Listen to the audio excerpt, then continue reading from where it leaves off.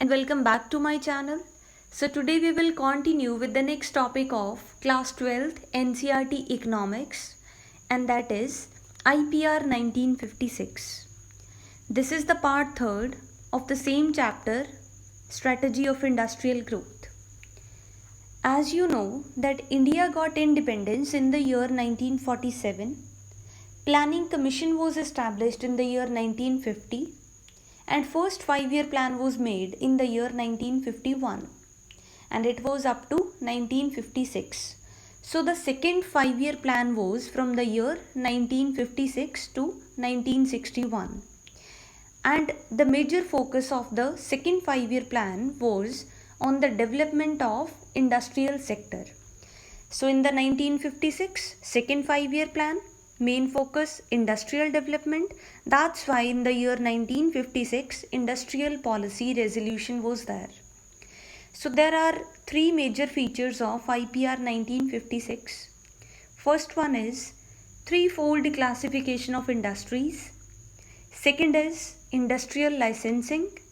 Third one is industrial concessions. So these are the 3 features that we'll discuss in detail. Threefold classification means industries को 3 different types में divide कर दिया गया. Schedule A में सारी public industries, schedule B में public cum private industries and schedule C में private industries. तो इंडस्ट्रीज को इस तरह से क्लासिफाई किया गया सो दैट पब्लिक इंडस्ट्रीज का जो मेन मोटिव है दैट इज सोशल वेलफेयर वो अचीव हो जाए. प्राइवेट इंडस्ट्रीज़ का जो मेन मोटिव है प्रॉफिट मैक्सिमाइजेशन वो अचीव हो जाए. पब्लिक कम प्राइवेट सेक्टर इसलिए रखा गया सो दैट पब्लिक सेक्टर में जो भी करप्शन रेड टेपिज्म है उस पर कंट्रोल कर पाए एंड प्राइवेट सेक्टर किसी को एक्सप्लॉइट ना कर पाए.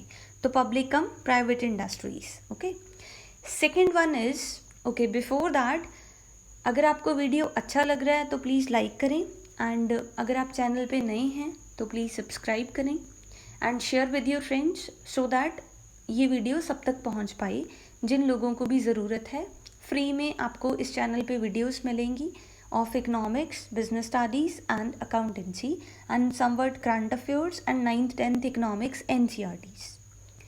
So the next feature is industrial licensing. Industrial licensing means central government ने ये रूल बना दिया कि बैकवर्ड रीजन्स में इंडस्ट्रीज़ को इस्टेब्लिश करेंगे so that regional equality promote हो जाए. देखो जो बैकवर्ड रीजन्स हैं अगर वहाँ पे इंडस्ट्रीज़ होंगी तो वो एरियाज़ भी डेवलप हो जाएंगे, तो इससे इनइक्वालिटी रिड्यूस हो जाएगी, इक्वालिटी प्रमोट हो जाएगी. It was necessary for the private industries to take licence to establish new industries and to expand the production capacity of the existing once.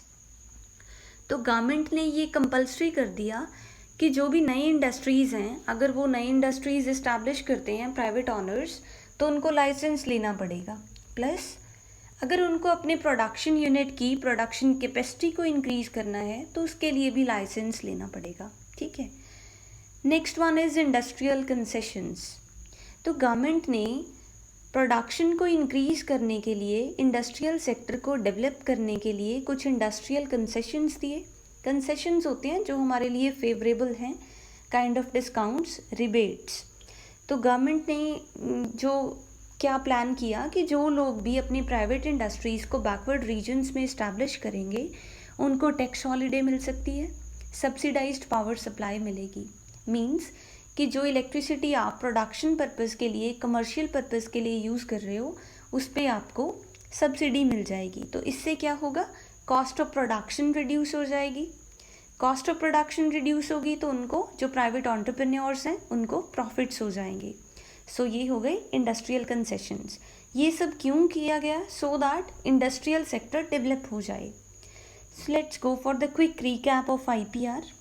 Industries को क्लासीफाई किया गया public, public and private and private sector. Exclusively public sector में 17 industries, public and private में 12 industries. ये सब क्यों किया गया, सो दैट जो प्राइवेट सेक्टर है उसको भी फेयर ट्रीटमेंट मिले. इंडस्ट्रियल पॉलिसी रेजोल्यूशन के अंडर जो प्राइवेट एंटरप्रेन्योर्स बैकवर्ड रीजन्स में इंडस्ट्रीज इस्टेब्लिश करेंगे उनको सब्सिडाइज्ड पावर सप्लाई मिलेगी, तो उनके लिए ये एक फेयर ट्रीटमेंट होगा। एंड इससे क्या होगा, balanced regional growth means equal regional growth हो जाएगी। Proper amenities to the labourers, efficient management of PSUs। PSUs means public sector undertakings. As you know कि जो हमारे पब्लिक सेक्टर अंडरटेकिंग्स हैं उनमें करप्शन, रेड टेपिज्म, ये सब चीज़ें, ब्राइब, ये सब बहुत चलता है, as we have also observe the same. तो गवर्नमेंट ने प्राइवेट सेक्टर को भी इन्वॉल्व कर लिया सो दैट जो पब्लिक सेक्टर है वो अपने रिसोर्सेज को अच्छे से यूटिलाइज करें, एफिशिएंटली मैनेज करें, क्योंकि जब कोई कंपटीशन में होता है तो आप ज़्यादा अच्छा परफॉर्म करते हो। इन द सेम वे जब पब्लिक सेक्टर के कंपटीशन में प्राइवेट एंटरप्रेन्योर्स आ गए तो पब्लिक सेक्टर एफिशिएंटली मैनेज करने लग गया अपने रिसोर्सेज को। इससे क्या होगा, पब्लिक सेक्टर भी ग्रो करेगा, means overall industrial sector develop हो जाएगा। So I hope you get this. Thank you so much.